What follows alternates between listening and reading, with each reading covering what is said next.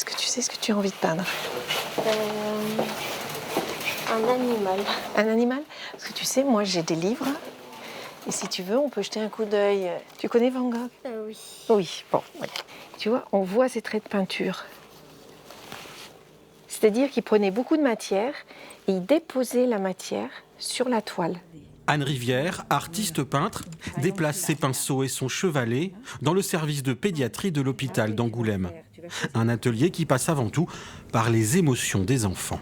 Ils peuvent eux-mêmes déposer leurs émotions à travers la couleur, à travers les couleurs qu'ils choisissent et à travers le geste, selon que leur geste soit doux, nerveux ou révolté. Choix des couleurs et des pinceaux, les enfants peignent ce qu'ils veulent. Un moment de créativité et surtout d'évasion pour Julia.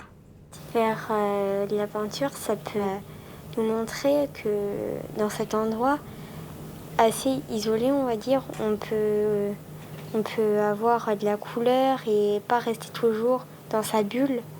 Et donc ça nous montre qu'on peut faire aussi de belles choses. Est-ce que ça te permet d'oublier un petit peu l'hôpital ?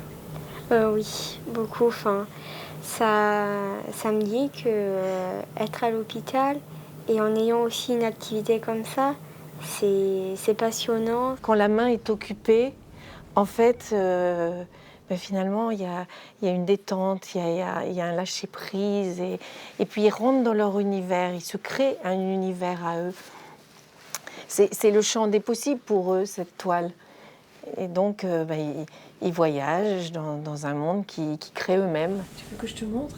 Derrière cette initiative, une association qui propose tout au long de l'année des activités aux enfants du service. Une parenthèse bénéfique dans leur hospitalisation. Je pense que ça fait partie du lâcher-prise, de la distraction, et ça contribue à l'amélioration des soins. Toutes les œuvres sont présentées dans le hall de l'hôpital. De petits artistes en herbe, avec chacun leur sensibilité et beaucoup de couleurs, histoire de voyager un petit peu.